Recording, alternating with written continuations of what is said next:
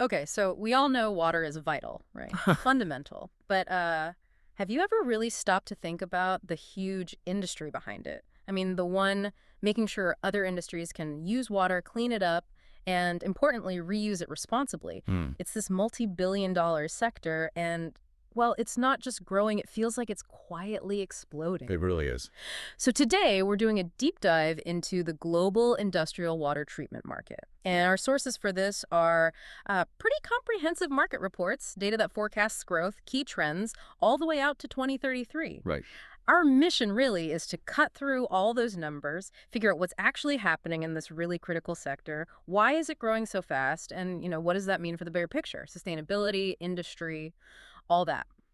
Okay, let's unpack this. Yeah, and what's truly fascinating here, I think, is how much this market acts as a sort of barometer for global priorities. A barometer. Yeah, Interesting. exactly. It isn't just about filters and pipes, like you said. Yeah. It's really foundational. It's about global industry. It's about sustainability. I mean, think about it. The basic need for clean water in industry, plus all the environmental rules getting stricter, Hmm. and that constant push for efficiency. Hmm. It just makes this whole segment absolutely crucial. It's kind of a linchpin, really, for both the economy and, ecological health around the world. That's a really powerful way to put it, a linchpin. Yeah. And when we look at the global picture, the numbers, well, they're not just compelling, they're pretty eye-opening. Yeah, they are. So the industrial water treatment market, it was valued at what, $15.31 billion back in 2021. Pretty substantial. Hmm. But here's where it gets really interesting. It's projected to hit $20.46 billion by 2025 Okay. and then climb to a, frankly, staggering $36.56 billion by 2033. Wow. Yeah, that works out to a compound annual growth rate, a CAGR of 7.52%.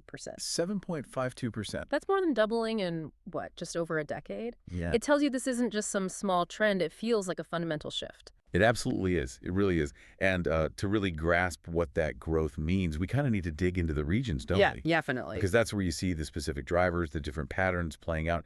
I mean, every region is contributing for sure, but the dynamics are, well, they're quite different. Okay, so let's start, maybe, with North America. It's a mature market, we know that, but it's still expanding steadily. Right. Revenue there grew from $4.04 billion in 2021, projected to hit $5.27 billion in 2025, Right. and forecasts suggest $8.96 billion by 2033. So that's a CAGR of 6.86%, solid. Solid. Yeah. Not flashy, but significant growth. Exactly. And within North America, the U.S. obviously is the giant. It accounted for $3.37 billion in 2024, expected to climb to $7.38 billion by 2033. Makes sense. But here's a number that kind of jumped out at me. Canada, it went from $420 million roughly in 2021 to a projected $1.01 billion by 2033. Okay. But its CAGR is higher, 7.61%. Why do you think Canada's seeing that slightly faster growth rate within, this established market? Yeah, that's a great question. And it really highlights the nuances, even in mature markets, right? So while the sheer scale of the U.S. industrial base means a bigger market overall, obviously, Yeah. Canada's slightly faster pace. Yeah.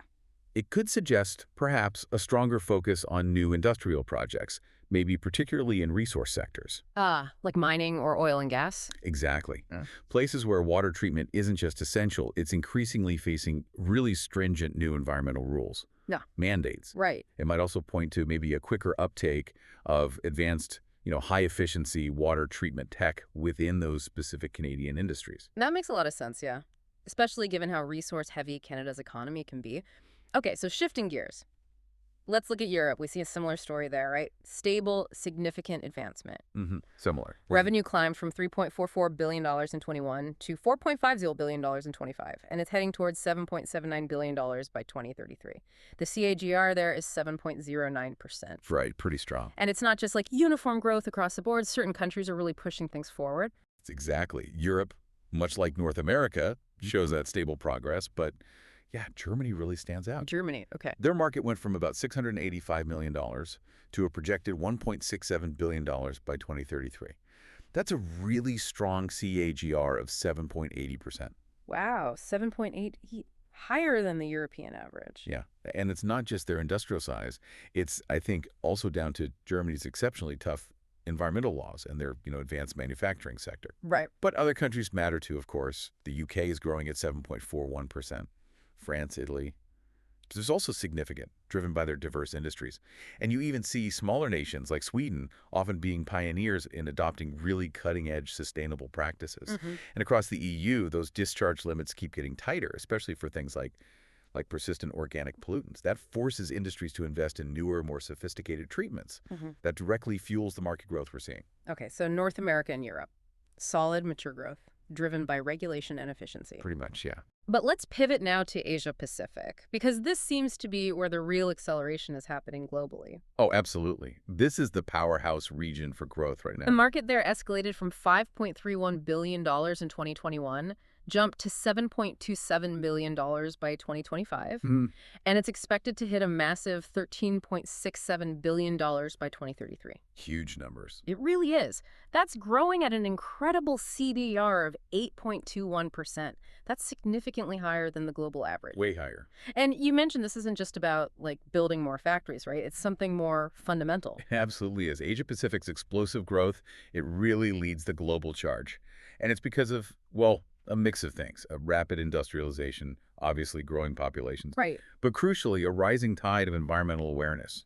And that's coupled with increasingly strict regulations even in developing economies. Okay, so the regulations are catching up or even leading. In many cases, yes.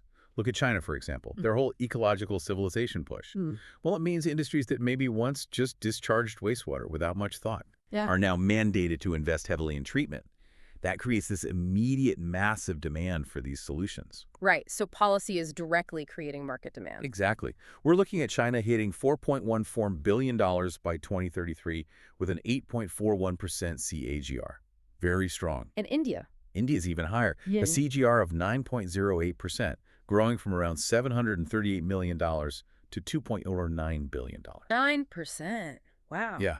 In India, you're seeing this kind of perfect storm of massive infrastructure projects happening alongside increasingly strict water discharge rules. It's driving double-digit growth in some segments. So this whole region's momentum, it really highlights that global shift towards sustainable industry, even in economies that are expanding incredibly fast. That's a really powerful point about policy driving demand so directly. It's not just an afterthought anymore. Not at all. It's central. And the story isn't just confined to those, major economic blocks, right? We're seeing significant growth elsewhere too. It highlights how global this need for water treatment really is. Like South America. The market grew from just over $1 billion in 2021 to $1.37 billion in 2025, projected to reach $2.49 billion by 2033. That's a CAGR of 7.81%. Very strong growth there, too. And Brazil's a major player, expected to hit $1.12 billion by 2033. Yeah, Brazil's industrial base is significant. And this widespread growth, from established markets like North America and Europe to these rapidly emerging ones like Asia Pacific and South America, it just underscores this universal recognition that industrial water treatment is a critical investment. Mm-hmm. Look at the Middle East market, too, also expanding rapidly. They're forecasting $2.05 billion by 2033 at a 7.70% CAGR.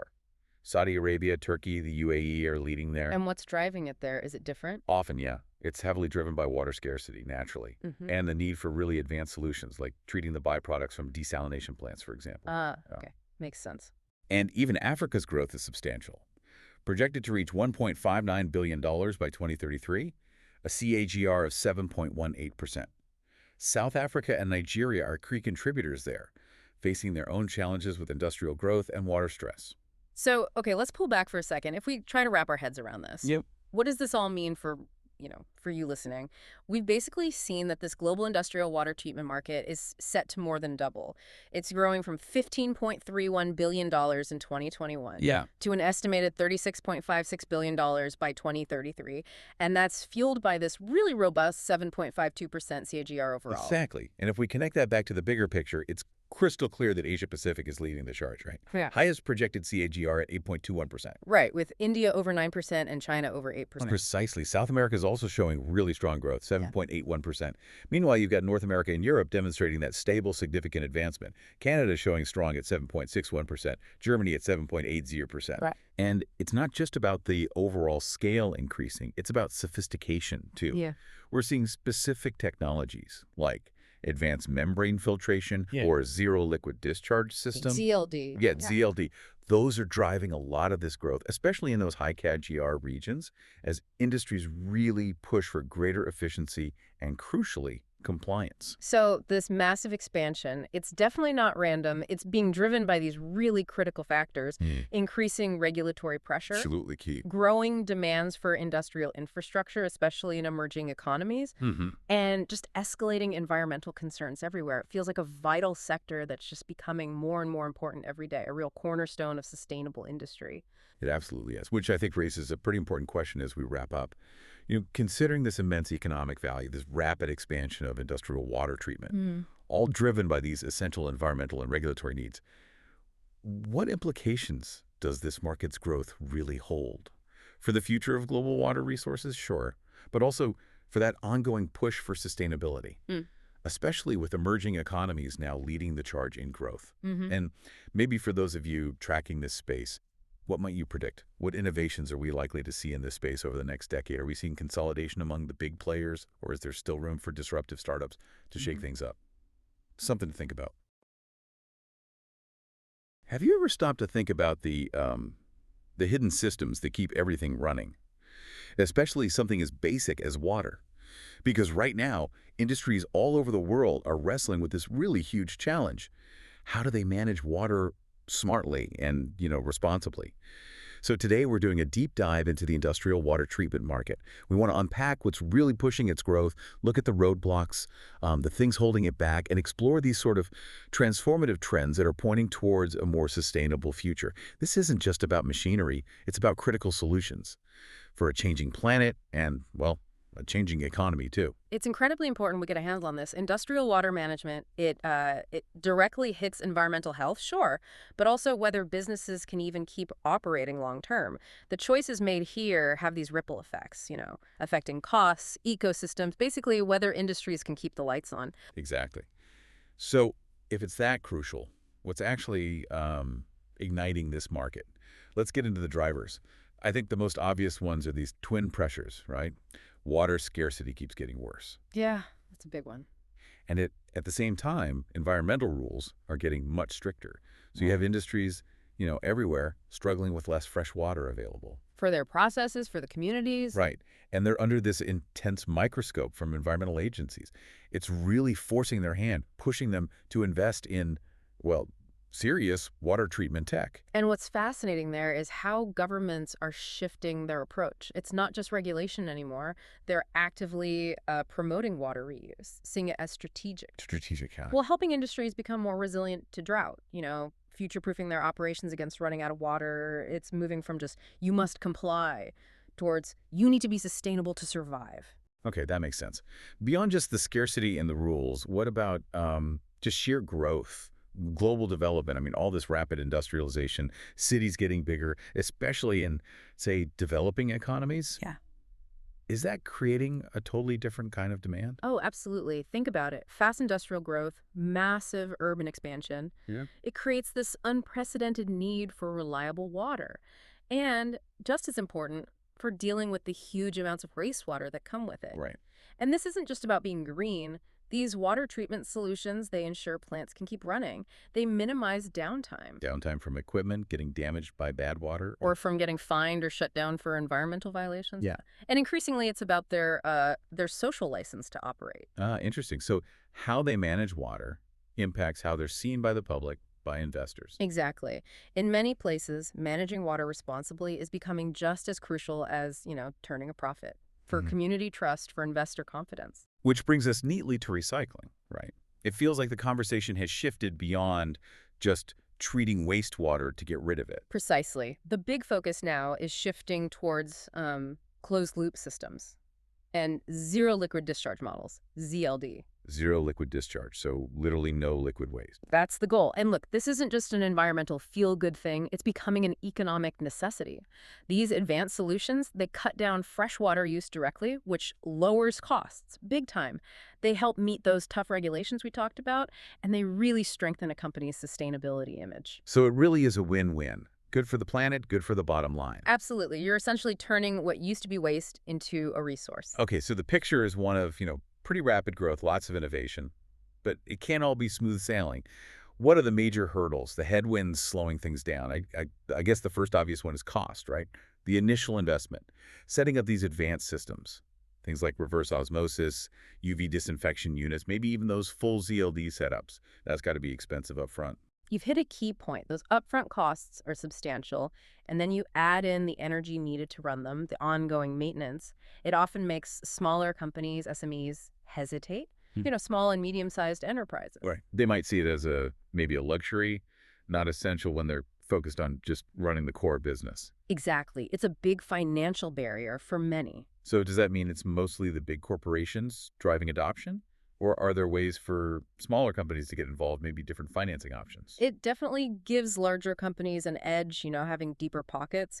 But we are seeing some changes. Things like performance-based contracts, maybe even equipment rental models are popping up to try and lower that barrier. But cost isn't the only issue. Another huge complexity is just how different the wastewater is from one industry to another. Ah, right. Think about it.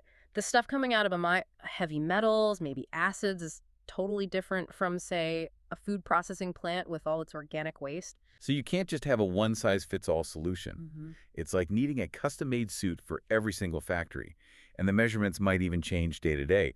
That sounds incredibly complicated. Exactly. That variability means you need highly tailored treatment solutions, specific to the industry, sometimes specific to the plant, which naturally bumps up the technical complexity and the cost of getting it set up. You need specialized systems, and crucially, you need people who actually know how to design and run them. That puts a real strain on resources. Which leads to another challenge I've read about the human side, the skills gap. Yeah. Apparently there's a shortage of skilled technicians and engineers who can actually operate these sophisticated systems. It's not just plug-and-play machinery. Not at all. You can have the best tech, but you need people who can monitor it properly, make adjustments, perform maintenance, understand the chemistry and the biology involved sometimes. And this skills gap, it's particularly acute in some regions where maybe the technical training infrastructure isn't as developed. So it's a bottleneck. It's a serious constraint on making this all work effectively. It's not just about buying the equipment. It's about having the human capacity to run it right. Okay, so challenges are definitely there. Cost, complexity, skills. But these challenges often drive innovation, don't they? What are some of the really exciting, transformative trends emerging? Well, first off, I'm seeing a lot about the integration of digital tech, IoT, the Internet of Things, and smart monitoring. Things like advanced sensors, SCADA systems, those control systems, and even AI crunching the data. Oh yeah, that's huge. These tools allow for real-time tracking of water quality, system performance. It's a game changer. And predictive maintenance, too. The system can flag potential problems before they cause a shutdown or a spill. So it prevents issues proactively. Exactly, which reduces downtime, helps ensure they're always meeting compliance rules. Basically, it makes the whole operation smoother, more efficient, and less risky. Saves money and headaches. Okay, digital is one big trend. What else? I'm hearing more about moving away from chemicals towards more, let's say, sustainable methods like electrocoagulation using electricity or membrane bioreactors, UV disinfection. Definitely. There's a big push for these green solutions. Electrocoagulation uses electrical currents to make pollutants clump together. Membrane bioreactors combine biological breakdown with filtration. UV uses light, not chemicals, to kill microbes. The big advantage is minimizing or eliminating harsh chemicals.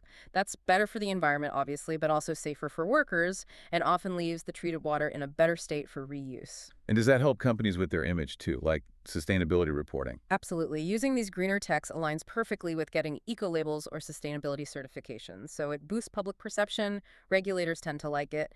It gives companies a competitive edge that goes beyond just meeting the basic rules. Interesting. Okay, one last trend. Water as a service, WAS as source, and outsourcing. It sounds like companies are maybe deciding not to handle this in-house anymore. Yeah, that's gaining a lot of traction. Instead of building, owning, and operating their own treatment plant, which is a huge undertaking, industries are partnering with specialized water service companies. So how does that work? Like a subscription? Sort of, yeah. It's more like a managed service contract, usually long-term. The service provider handles everything. Designing the system, installing it, operating it day to day, maintaining it.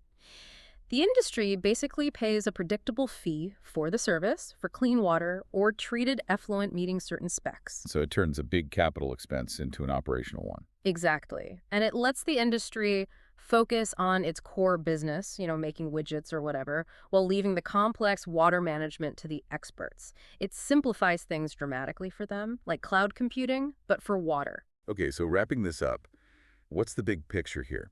It feels like the industrial water treatment market is really in the middle of a huge shift.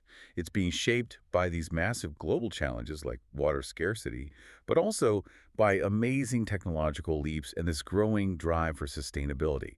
It's not some niche sector anymore, is it? It's fundamental. Absolutely. This is a market where responsibility really meets opportunity.